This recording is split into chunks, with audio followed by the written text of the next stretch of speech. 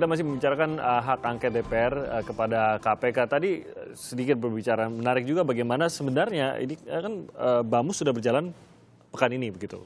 Ya hari kemarin ada Bamus. Kemarin ada Bamus.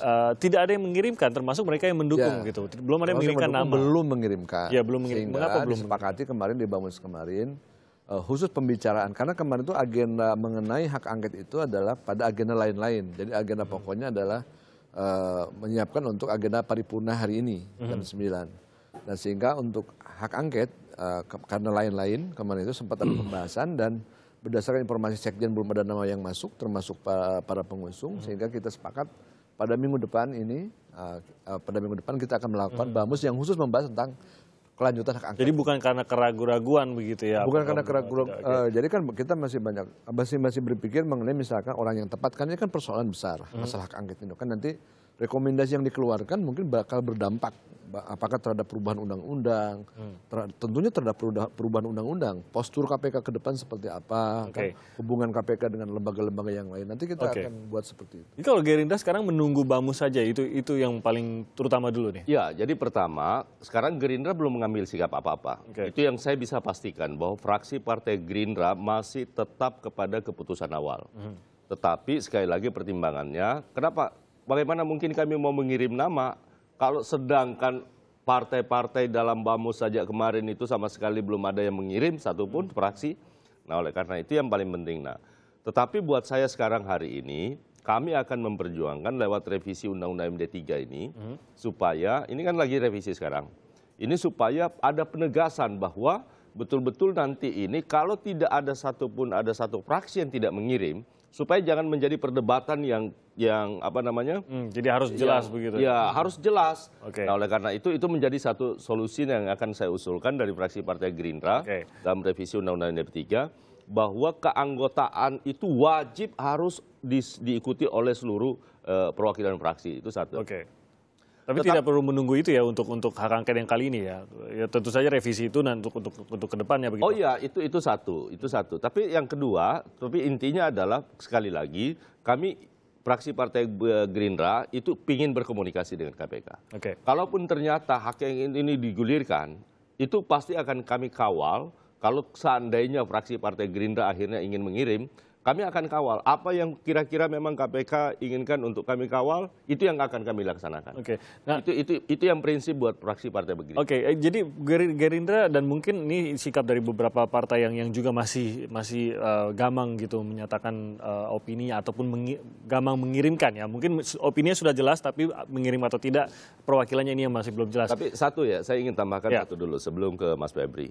Satu, kami beri dukungan penuh kepada KPK.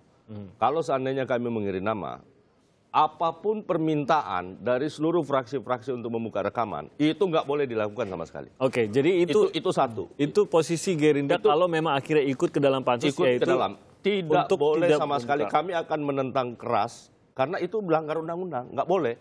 Itu biarkan proses pengadilan. Yang kedua, ini tidak boleh pansus angket ini membicarakan menyangkut kasus yang sedang ditangani. Sampai kemudian dia punya keputusan berkuasa. Tetapkan ada mekanisme eksaminasi dan lain-lain sebagainya. Nah ini yang harus dicegah di panitia angket ini jangan sampai menyasar kemana-mana. Harus jelas. Jadi soal ada kekurangan seperti Mas Febri tadi sampaikan, saya setuju. Sebenarnya fraksi kami itu berpendapat mekanisme untuk pengawasan KPK itu alangkah jauh lebih baik dilakukan di tingkat panitia kerja di Komisi 3. Tetapi kalau kemudian teman-teman ini yang lain berpandangan bahwa ini tetap harus jalan sekalipun yang lain, kemudian ini rekomendasi akan dikeluarkan sesuai dengan keinginan, kita tidak tahu persis keinginan seperti apa teman-teman fraksi yang lain. Tetapi kami patut menduga bahwa ini kalau dibiarkan, dugaan-dugaan seperti yang disampaikan oleh koalisi masyarakat sipil, seperti ICW, bahwa angket ini adalah ada motifnya untuk melindungi seseorang, itulah kenapa kami punya urgensi untuk masuk ke dalam. Berarti ada dua poin tadi bahwa akan dijaga begitu, rekaman jangan sampai diputar atau permintaan rekaman diputar ini jangan sampai diikuti di dalam hak angket dan tampaknya setuju dengan hal itu. Jadi kita hak angket itu nggak boleh juga kemudian melanggar undang-undang. Kewenangan lembaga-lembaga yang tidak bisa diintervensi tidak boleh kita intervensi. Makanya tadi saya tegaskan bahwa pada pasal 6 Undang-Undang KPK huruf C mengenai penyelidikan, penyidikan, penuntutan itu nggak boleh nggak boleh kita intervensi, kita nggak boleh karena pelanggaran undang-undang. Makanya hal-hal yang kita angketkan itu adalah hal yang tadi masalah koordinasi, masalah monitoring, masalah supervisi, bukan masalah sidang KTP elektronik. Itu sidang nggak boleh dong. Okay. Apalagi kita misalkan dalam konteks melindungi seseorang. Dan saya tanyakan bagaimana kita mau melindungi seseorang itu? Itu sudah masuk proses KPK. Publik menilai, masa kita mengorbankan kebesaran lembaga DPR ini hanya untuk melindungi orang per orang, itu nggak boleh. Oke, kalau begitu haruskah sekarang dilakukan itu? Mengingat KPK saat ini masih menghadapi beberapa kasus-kasus besar. Saya kira ini kan momentum, makanya kan beberapa fraksi waktu itu di Paripurna saya ingat benar bahwa pada dasarnya mereka mendukung. Memang benar ada problem di KPK yang mesti kita perbaiki bersama dalam rangka meningkatkan efektivitas pemberantasan korupsi. Tapi yang memang kawan-kawan tidak sepakat itu momentum, karena orang bisa jadi curiga nih. Oh ini jangan-jangan DPR melindungi orang per orang nih. Jangan-jangan misalkan tudingan ke Hanura, ke Golkar, ke yang lain ingin melindungi orang-orang yang terlibat dalam iktidal. Itu yang mesti kita luruskan. Tidak seperti itu. Ini tapi bukankah pengguliran hak angket justru membuat orang berpikir demikian begitu? Seperti itu. Nanti kita buktikan. Makanya ini kan hanya persoalan komunikasi saja. Ini makanya kita menjelaskan kepada publik tidak ada sedikit pun keinginan kita untuk memperlemah. Tapi memperbaiki itu kan sebuah keharusan. Sebuah lembaga harus kita evaluasi. Mas Febri, Anda tadi sudah mendengarnya bagaimana kedua narasumber saya di sini justru setuju kalau rekaman itu ya memang tidak boleh dibuka di panitia angket nanti. Dan ini melanggar hukum juga begitu tadi kata Pak Dadang. Berarti kan ini paling tidak untuk satu hal yang seperti tadi Mas Febri katakan tidak bisa memutar rekaman, ini tidak akan terjadi begitu. Ya, kalau bicara soal melanggar hukum, mungkin kita perlu baca juga pasal 201 Undang-Undang MP3 ya, di ayat 2. Misalnya disebutkan di sana, dalam hal DPR menerima usul hak angket, DPR membentuk panitia khusus yang dinamakan panitia angket yang keanggotaannya terdiri atas semua unsur fraksi. Nah, undang-undang sebenarnya jelas mengatakan keanggotaan terdiri dari semua unsur fraksi. Ada atau tidak kata wajib di sana itu adalah persyaratan. Menjadi persoalan ketika ternyata panitia angket ini, panitia khusus ini tidak terdiri dari unsur semua fraksi. Pertanyaan hukumnya adalah apakah panitia khusus atau panitia angket itu sah untuk kemudian melakukan kegiatan? Itu pertanyaan pertama. Pertanyaan kedua, kalau misalnya panitia khusus itu tidak memenuhi syarat pasal 201 ayat 2 ini, apakah seluruh biaya yang dikeluarkan, misalnya karena pasti menggunakan keuangan negara di sana, itu menjadi sah. Pertanyaan yang ketiga, kalaupun ada fraksi yang ingin tetap mendukung upaya pemberantasan korupsi dan kemudian tidak datang, tidak menyampaikan utusannya pada panitia khusus tersebut, bukankah fraksi tersebut tetap bisa menunjukkan konsistensinya pada saat nanti ketika hasil panitia khusus yang masih jadi pertanyaan ini dibawa ke paripurna, karena keputusan final adalah di paripurna. Jadi kami di KPK tidak melihat bahwa ketika masuk ke dalam panitia khusus itu kemudian itu masih bisa dikatakan akan mengawal KPK dan lain-lain. Karena selama lebih dari 13 tahun ini kita punya pengalaman yang cukup banyak tentang banyak pihak yang mengatakan ingin memperkuat KPK tapi tetap melakukan revisi undang-undang KPK dan isinya luar biasa memperlemah KPK. Nah, kita sama-sama melihat itu. KPK akan bekerja saja di jalur hukum, tapi kita juga berharap ada dukungan politik yang kuat dari fraksi-fraksi atau tokoh-tokoh politik di partai-partai politik bahwa kita harus benahi bersama-sama pemberantasan korupsi dan memang harus terlibat bersama-sama, tidak bisa hanya penegak hukum saja yang bekerja di sini.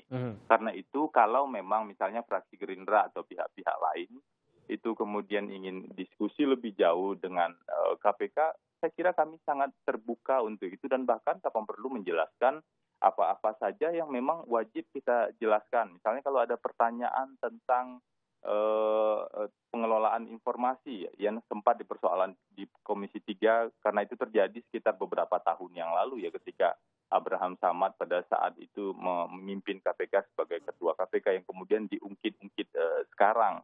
Kemudian ada persoalan-persoalan yang dipandang penting oleh pihak DPR misalnya, kita akan jelaskan. Prinsipnya KPK sebagai sebuah lembaga itu adalah lembaga negara yang terbuka dalam konteks pengawasan. Namun tentu tetap harus hati-hati. Saat ini misalnya KPK sedang mencurahkan energi untuk menangani kasus IKTP, kasus BLBI, dan sejumlah kasus besar lainnya yang kita jalankan saat ini. Oke, di sisi lain, penyidik utama kita, Novel Baswedan misalnya, kemarin baru menjalankan operasi setelah diteror dengan serangan air keras. Di dalam konteks ini awalnya yang dipersoalkan juga adalah keterangan Novel di pengadilan misalnya. Apakah dalam keadaan seperti ini kemudian seolah-olah kita menjadi energi kita ditarik ke ranah politik, padahal kita sedang menjalankan proses. Baik Mas Febri, ini paling tidak menggambarkan mengenai apa momennya begitu, situasi KPK, situasi nasional pada saat angket ini digulirkan. Di dalam sendiri tampaknya belum kondusif untuk menggulirkan hak angket ini. Kalau dari Mas Pratman, Anda sendiri, kalau ada perbaikan yang ingin dilakukan, dan memang Gerindra juga ingin ada perbaikan pada KPK. Apa sebenarnya idealnya kalau memang hal-hal yang menggerogoti KPK ini ingin diperbaiki? Melihat hak angket tampaknya dukungannya juga tidak banyak dari dalam, dari luar juga opininya sudah buruk kepada anggota DPR yang mungkin juga mengenai anggota DPR yang bahkan menolak juga begitu. Lalu kapan dan bagaimana bentuk yang paling tepatnya menurut kami? Dari awal berpendapat begini ya, dulu ada upaya untuk melakukan revisi terhadap Undang-Undang KPK. Ya. Terutama yang berkaitan dengan kewenangan penyadapan. Kalau saya kebetulan waktu itu menjadi ketua balik pada saat pembahasan rencana revisi itu jelas-jelas kami katakan kewenangan penyadapan itulah senjata paling ampuh bagi KPK dalam rangka mengungkapkan seluruh berkaitan dengan perkara-perkara korupsi di Indonesia. Siapapun, termasuk diri saya. Itu harus diawasi dan itu tidak boleh sama sekali dipersoalkan lagi oleh seluruh fraksi yang ada di DPR. Itu pandangan fraksi Partai Gerindra sampai hari ini tidak akan pernah bergeser. Kewenangan-kewenangan yang lain itu mungkin saja ada mungkin perbaikan. Tetapi senjata pamungkas ini yang nggak boleh. Itu komitmen kami satu. Untuk menunjukkan bagaimana kami menunjukkan kepada publik termasuk kepada KPK bahwa Gerindra komit dalam rangka memberi eksistensi yang luar biasa kepada KPK, terutama menyangkut kewenangan dalam rangka penyadapan. Itu tidak boleh diganggu-gugat. Itu satu. Nah, yang kedua, kami dari awal berpendapat bahwa seharusnya lembaga pengawasan yang bisa dilakukan, mekanisme pengawasan itu kan masih banyak cara-cara yang lain. Ada panitia kerja, panja, ataupun mungkin dalam rapat kerja. Nah, oleh karena itu sekali lagi, sebelum kami memutuskan kami ikut atau tidak, tadi sudah bagus, saya terima kasih sama Mas Febri, fraksi Partai Gerindra ingin berkomunikasi lebih awal dengan pimpinan KPK maupun organ-organ KPK yang lain, untuk kita bisa berdiskusi dan memberi masukan kepada fraksi Partai Gerindra, seperti apa yang harus kami lakukan, entah kami ikut atau tidak. Itu pasti kami lakukan dan mungkin dalam 1-2 hari ini kami akan berkirim surat kepada fraksi akan berkirim surat kepada pimpinan KPK. Mudah-mudahan dalam waktu dekat ini, itu sebelum proses pengambilan keputusan itu dilakukan, kami sudah bisa berkomunikasi sehingga akan memperteguh sikap yang akan kami ambil di dalam upaya pansus angket yang akan datang. Oke, ini Bamus kan nanti memutuskan diperkirakan sekitar minggu depan mungkin kita akan mendengar keputusan dari Bamus. Kalau memang akhirnya diputuskan bahwa memang betul harus semua, tidak bisa hanya sebagian oleh Bamus. Ini kan berarti sudah sampai di sini saja begitu hak angket KPK ini. Persoalan penafsiran, makanya tadi Mas Febri nggak bisa juga menafsirkan misalkan bahwa menjadi tidak sah. Karena ini nanti kan Bamus yang memutuskan. Makanya langkah tepatnya ke depan memang mesti ada penjelasan lebih lanjut mengenai pasal tersebut. Karena bisa jadi dibalik. Seperti misalkan ketika paripurna sebagai keputusan tertinggi DPR menyatakan bahwa hak angket itu diterima, maka semua fraksi harus tunduk patuh pada keputusan paripurna. Bisa jadi dibalik, PKS yang menolak itu berarti tidak mentaati keputusan paripurna. Itu bisa di MKD-kan dong. Ya, jadi itu bisa di MKD. Kalau tafsiran kami misalkan bisa begitu. Ya MKD kan semua anggota PKS karena tidak mengerti keputusan paripurna. Memang menjadi problem. Ini dilematis buat kita sekarang di DPR. Sekarang paripurna sudah diambil keputusan untuk membentuk panitia pansus ya, satu. Yang kedua, kalaupun pada akhirnya mau dibatalkan, kekuatan itu kan ada sama anggota, orang per orang. Kalau kemudian ternyata nanti di dalam pengambilan keputusan untuk pembatalan, ternyata yang menang adalah suara-suara anggota masing-masing itu ternyata mendukung di luar fraksi seperti yang ada sekarang. Karena itu tidak bisa dikontrol lagi nanti. Karena ini menyangkut orang per orang suaranya. Walaupun fraksi itu bisa mengontrolnya lewat memberi perintah kepada anggota masing-masing. Tetapi kan dalam pengalaman kita beberapa saat yang lalu di periode-periode sebelumnya, ada anggota yang tidak mengikuti arahan perintah fraksinya. Nah ini kalau ternyata itu tetap disetujui, kan menjadi dilematis buat kita semua di DPR. Nah ini, karena ini kan DPR ini lembaga politik. Nah oleh karena itu sekali lagi yang paling baik, kalau kami dari fraksi Partai Gerindra sekali lagi sebelum mengambil sikap apa yang akan kami lakukan, merubah sikap apa mengirim atau tidak, kalau soal penolakan kami tetap konsisten, ini kami akan tetap tolak. Baik, jadi kita akan nantikan bagaimana juga keputusan penafsiran dari Bamus nanti mengenai aturan tersebut. Terima kasih Pak Dadang dan juga Pak Supratman dan juga Mas Febri sudah bergabung bersama kami dari KPU.